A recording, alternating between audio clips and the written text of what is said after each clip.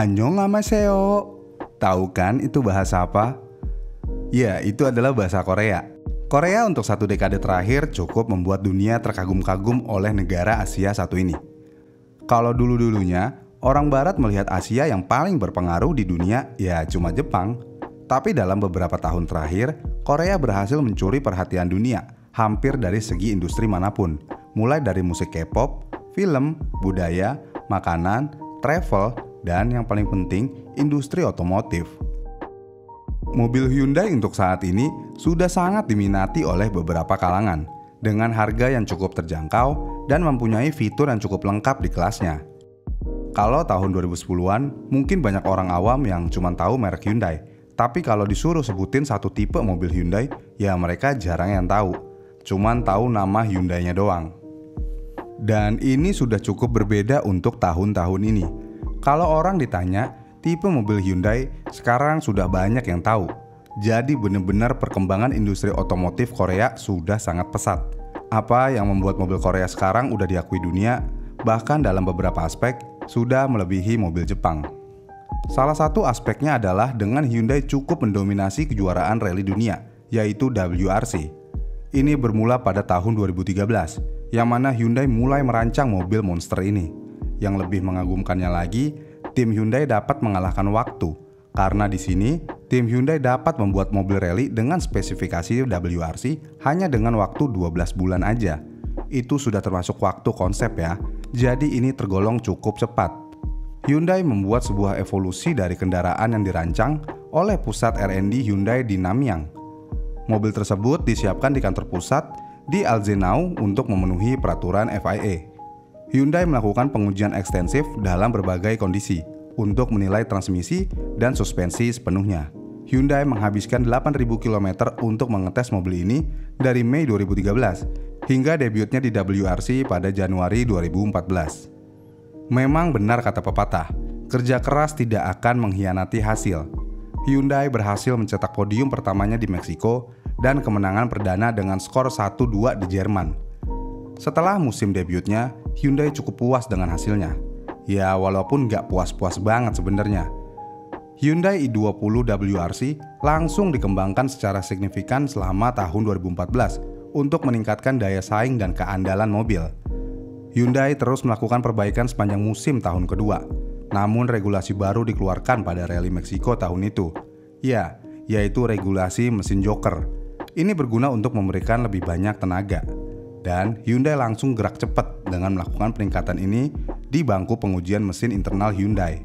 Nggak sampai itu aja, Hyundai juga memperkenalkan pedal shift di Argentina, yang mana ini memungkinkan pembalap mendapatkan performa yang lebih konsisten dari mobil. Fokus utama untuk tahun 2015, bagaimanapun, adalah pada pengembangan generasi baru Hyundai i20 WRC yang akan diperkenalkan untuk musim berikutnya. Itu adalah fase ambisius lain untuk tim Hyundai, dengan 2 proyek mobil berjalan bersamaan, dan dengan lebih banyak kesuksesan podium di sepanjang musim. Kemudian setelah ambisi yang tinggi, pada tahun 2016, lahirlah Hyundai i20 generasi baru, atau bisa dibilang facelift. Untuk musim ketiga Hyundai di WRC, Hyundai berhasil mengembangkan mobil baru berdasarkan i20 generasi terbaru.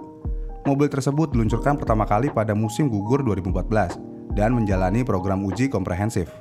Dari evaluasi komponen dan pengaturan hingga performa berjalan, fokus Hyundai adalah pada kecepatan dan daya tahan. Itu adalah mobil pertama yang dibuat menggunakan berbagai kemampuan di pabrik Alzenau Hyundai.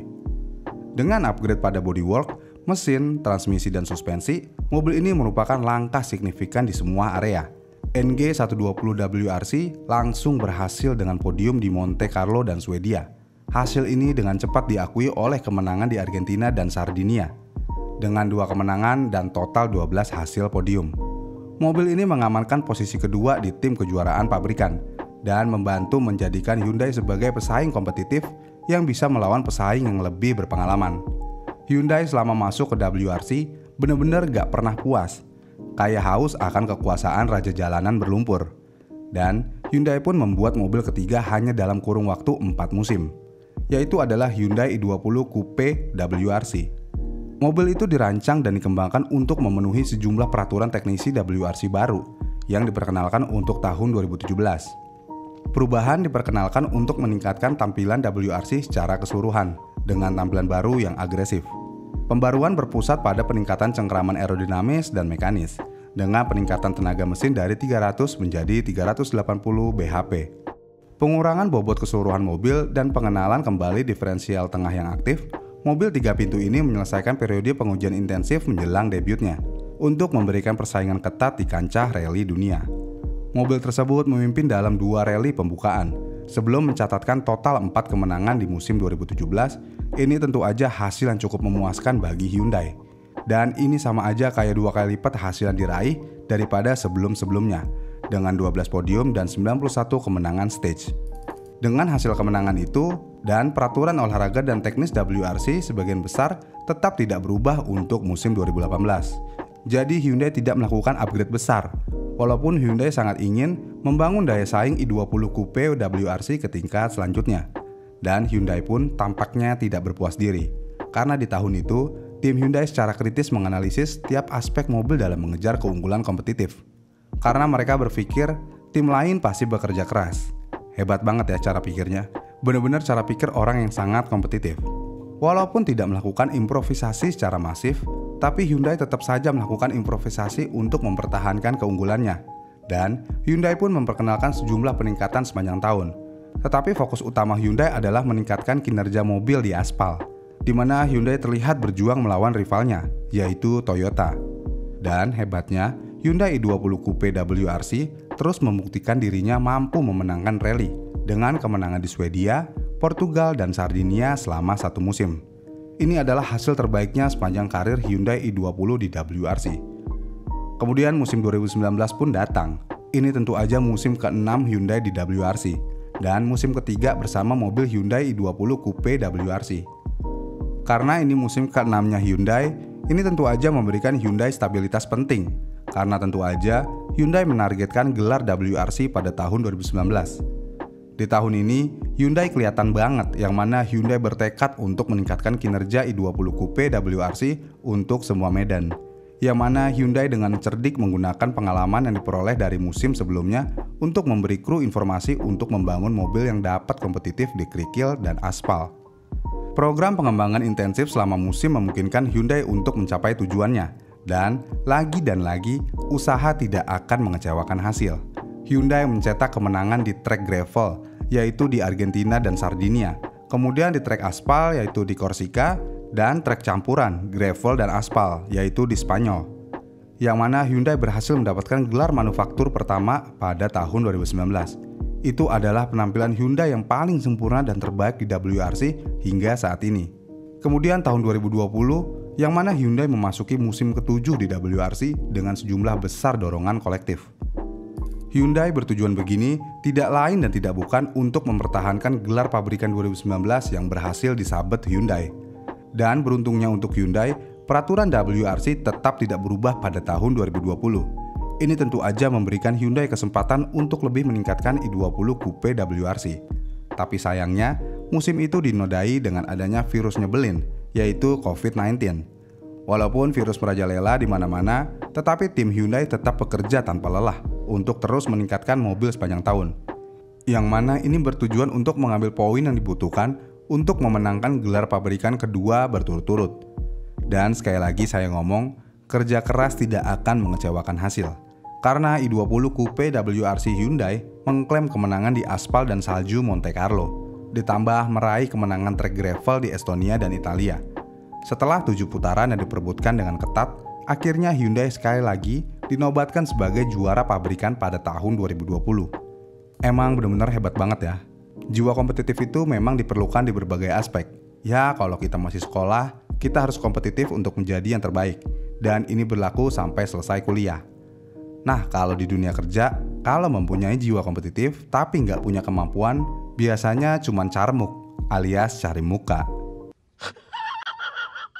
Kemudian memasuki tahun ke-8 Hyundai di WRC, ini tentu aja tim Hyundai dan Fast menikmati salah satu musim yang paling konsisten dan menghasilkan perolehan poin terbesar dalam sejarah Hyundai.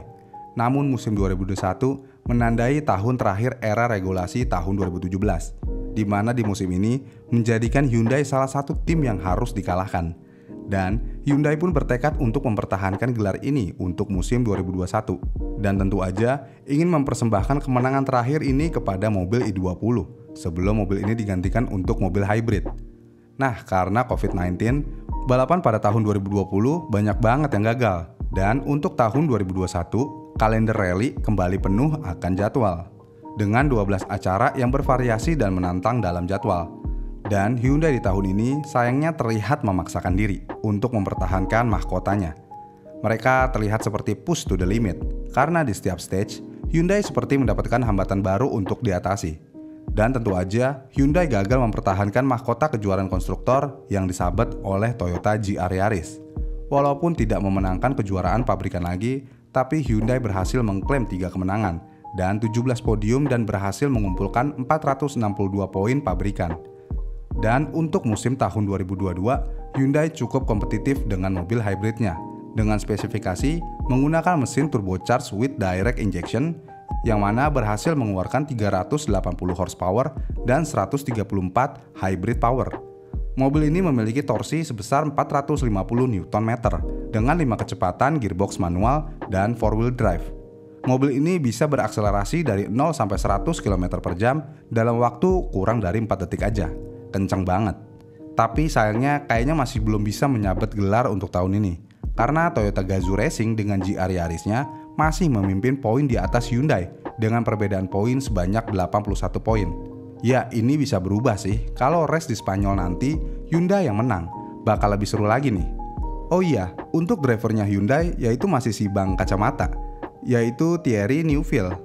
Kalau mau dibahas profil pembalap yang satu ini, komen di kolom komentar di bawah ya.